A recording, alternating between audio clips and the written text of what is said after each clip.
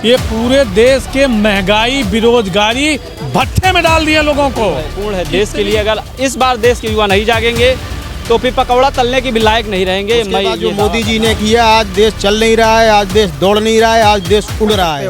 उनके लिए आप सोने की थाली में उन्हें खाना परोस रहे हो, ठीक है। आप अपने देश की जनता को 5 किलो राशन में जो नहीं चूतिया बना रखा है आपने।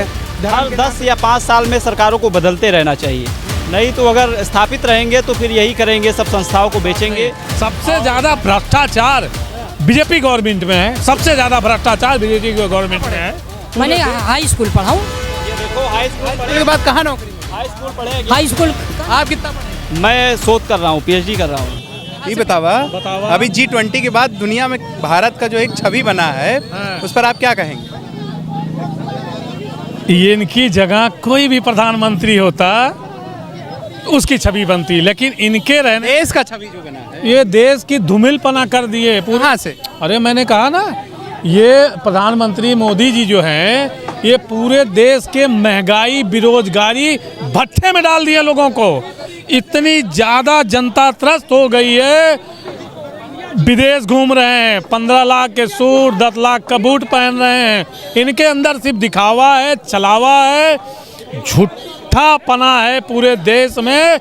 हर आदमी इनसे परेशान है। 9.5 साल में बताते बेमिसाल, 9.5 साल में जनता बेहाल, परेशान, भुखमरी पे देश कगार पे है, उस पे बात नहीं करते हैं। हाँ, भुखमरी है।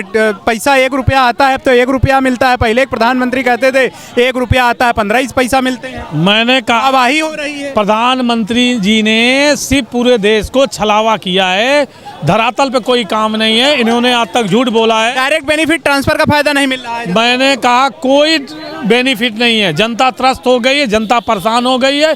महंगाई और बेरोजगारी पे जनता 2024 में वोट करेगी, इनको सबक सिखाएगी। राजीव गांधी जी कहा करते थे पहले 1 रुपया चलता है तो 15 पैसा जनता के पास पहुंचता था। देखिए, अब जो है 1 रुपया आता है तो बैंक में 1 रुपया आज राजीव गांधी की और पिछली गवर्नमेंट की ही देन है जो आज ये बेचने का काम कर रहे हैं, जो आज ये बेच रहे हैं।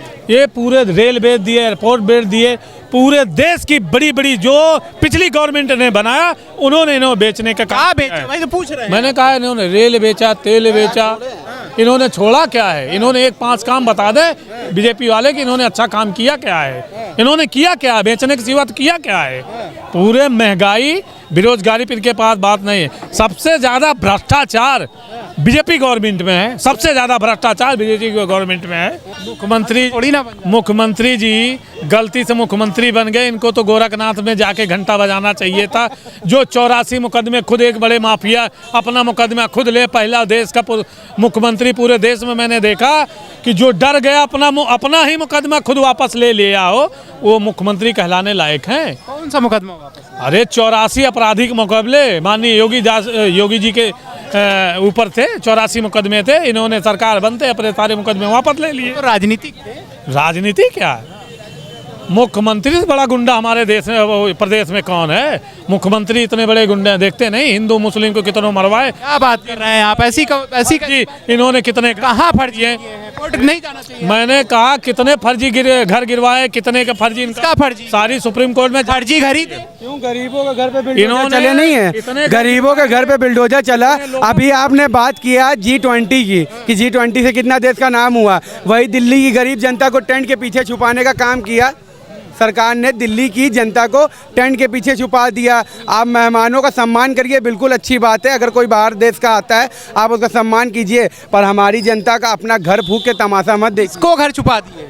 क्यों? वहाँ गरीब जो रहते हैं तो उनके टेंट से पीछे घर नहीं छुपाएंगे? अरे तो विदेशी मेहमान आ रहे हैं, अच्छा, देश की इज्जत नहीं होती है। देश की इज्जत बचाने के लिए आप अपने देश के जो गरीब, जिनके लिए आप भला, जिनके मतों से आप जीत कर आए हैं, उनका शोषण कर सकते हैं। उनको आप तिरपाल पे लगा रहे हो, छुपा रहे हो, और विदेशी मेहमानों का सम्मान कर रहे हो। सम्मान करो, सम्मान में कोई बुराई नहीं है। पर जो हमारे लोगों से, जिनके वजह से वोट पाकर आज आप उस पदवी पे हो, जो आप देश के मेहमानों का आप सम्मान कर सकते हो, उनके लिए आप सोने की थाली में उन्हें खाना परोस रहे हो, ठीक है। आप अपने देश की जनता को 5 किलो राशन में जो नहीं चूतिया बना रखा है आपने, धर्म के नाम पे चूतिया बना रखा है लोगों को। क्या धर्म के नाम पे चूतिया बना? हिंदू मुस्लिम, हिंदू राष्ट्र, कभी राम मंदिर का बन गया है। अभी देखिएगा आप थोड़े दिन बाद राम मंदिर सबको भेजो।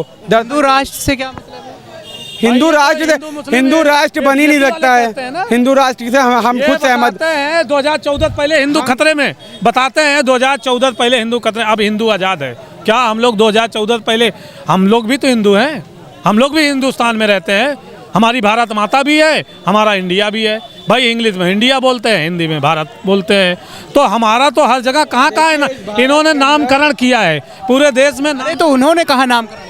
मैंने कह ही रहा है कि भारत दैट इज इंडिया संविधान में है। पेट में चूहे के मुंह हाँ चूहे हो रहे हैं चूहे तो विपक्षियों के। भैया, इनके क्या, विपक्ष ने इंडिया अलायंस बना लिया, ये तो बताइए, आज इनको दर्द क्यों? सुनिए, क्यों? इनके मुद्दा ये है कि आज आप देखिए, जब तक इंडिया अलायंस नहीं बना था, हमें कोई अपेक्षा नहीं है सत्ताधारी पार्टियों से कि वो भारत कहना चाह रहे हैं, इंडिया कहना चाह रहे हैं, हमें मंजूर, संविधान ने दिया है ना। संविधान ने अधिकार दिया है, ठीक है।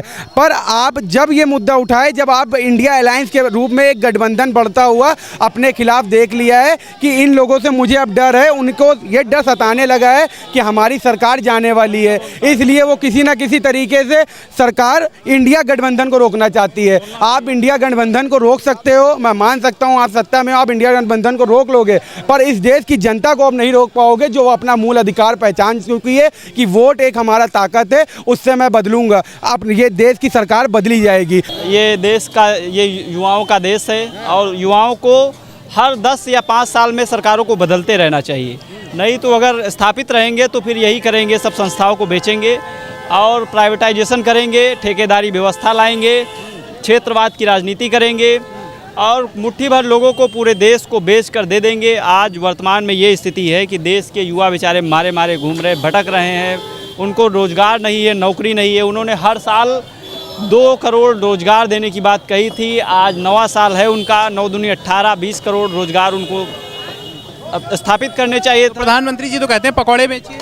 नहीं, देखिए, अब वो 100 करोड़ की जो है पर डे उन पर खर्च हो रहा है, 1000 करोड़ के जेट विमान से चल रहे हैं, वो तो अपने अय्यासी का जीवन जी रहे हैं। हाँ अय्यासी है ना, अय्यासी संत हैं तो अय्यासी का गलत बात। नहीं, देखिए, संत नहीं है। ये जो भारत जैसे देश का प्रधानमंत्री बहुत गरिमापूर्ण और बहुत आदर्श जीवन उसका होता है, और ये जो इतना ज़्यादा हाई फाई खर्च है, ये बताता है कि हम कैसा जीवन जी। हाई फाई खर्च, बिल्कुल हाई फाई खर्च है।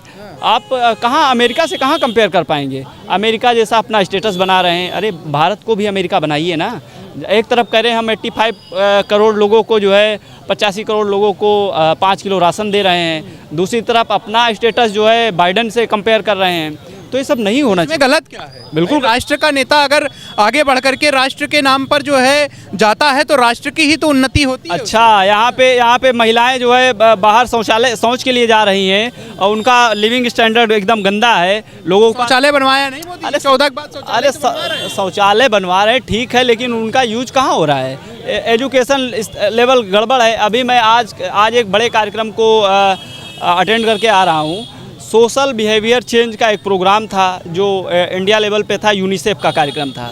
तो वो वहाँ पे जो है ये चीज़ बता रहे हैं कि ये जो सरकार की नीतियाँ हैं, जैसे टॉयलेट है, तो उनको टॉयलेट देने की ज़रूरत नहीं है, उनको वेल एजुकेटेड कर दीजिए, उनको अच्छी शिक्षा दे दीजिए, तो वो ऑटोमेटिक अपने स्तर से बनवाएंगे, खुद कमाएंगे, खुद बनवाएंगे, है ना।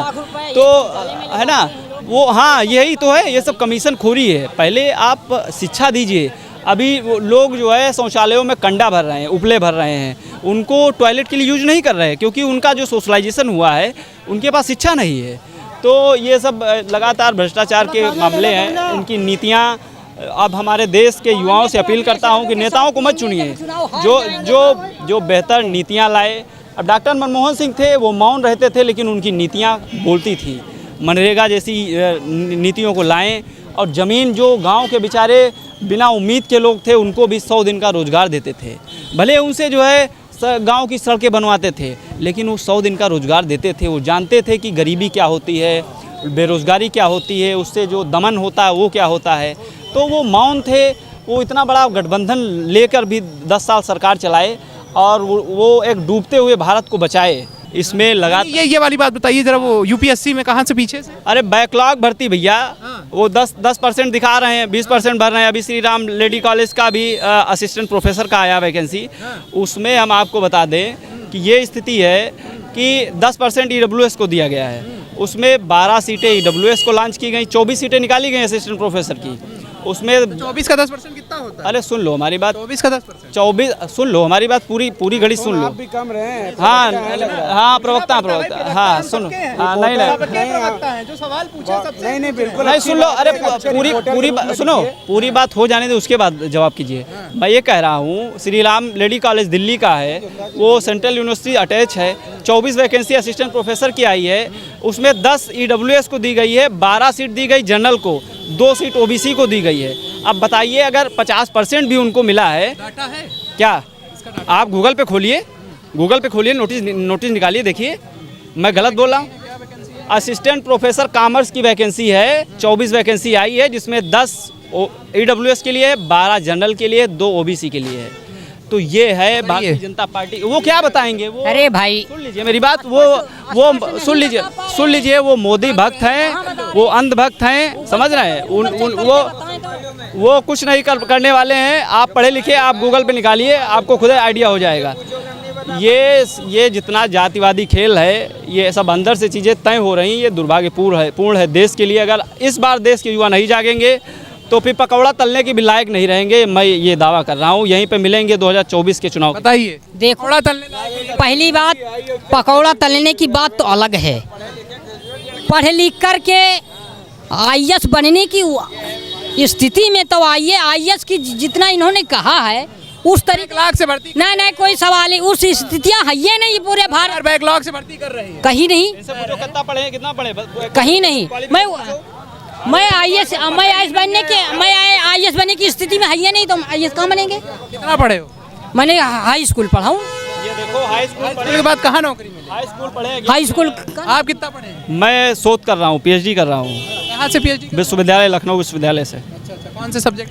समाजशास्त्र। बताइए, समाजशास्त्र के विद्यार्थी बताइए। आप पूछिए सवाल। आपको हमारा तो सवाल यही है कि जो है 2024 में सरकार किसकी बन रही है? 2024 में मोदी और मोदी, ये अब नहीं कहते, पूरा विश्व चाहता है कि मोदी बने। उसके पीछे रीजन है। देखिए भाई साहब कह रहे थे कि हम कर रहे हैं, PhD कर रहे हैं। क्या नौकरी नहीं है? B.Ed हूँ, MA हूँ, इकोनॉमिक्स से हूँ, राजनीति विज्ञान से हूँ। मनमोहन सिंह जी जब प्रधानमंत्री थे तो वो समय नरेगा आया था, रोजगार गारंटी विधेयक, उसने देश को फायदा ये किया था। मैं मुद्दों की बात करता हूँ। देश दुनिया पूरी मंदी के दौर से गुजर रही थी, लेकिन वो कारगर हथियार साबित हुआ था। उसके बाद जो मोदी जी ने किया, आज देश चल नहीं रहा है, आज देश दौड़ नहीं रहा है, आज देश उड़ रहा है। कहाँ उड़ रहा? उड़ रहा है, पूरी दुनिया में छा गया अपना भारत। दुनिया के बड़े बड़े जो अपने को गुरु समझते थे, उनका चंद्रयान जमीन पे गिरा करके उसके टुकड़े भी नहीं बीन पाए। कितने हुए? 1000। ऐसा उड़ रहा है कि गरीबों के लिए जो है, ऐसा उड़ रहा है कि जो गरीब हैं, झुग्गर झोपड़ी, उनका टेंट लगवा दिया गया। मैं कहना चाहता हूँ, टेंट लगवा, मैं कहना चाहता हूँ, बड़े बड़े बड़े बड़े शांति से मैं कहना चाहता हूँ, भारत ने वो भी दौर देखा जब देश में टीबी का टीका नहीं था। तो इतना उड़ रहा है कि टेंट लगवा। प्लीज मेरा जवाब सुनिए। भारत ने वो भी दिन देखे जब टीबी का टीका नहीं था, मलेरिया का नहीं था, इत्यादि इत्यादि बहुत सारे टीके नहीं थे, पोलियो का नहीं था, विदेश से आयात हुए थे। पोलियो कहाँ? लेकिन मैं सीना ठोंक के कहता हूँ, लेकिन जब कोरोना का युग आया तो भारत ने अपने आप को ही नहीं बल्कि पूरी दुनिया को भी बचाया।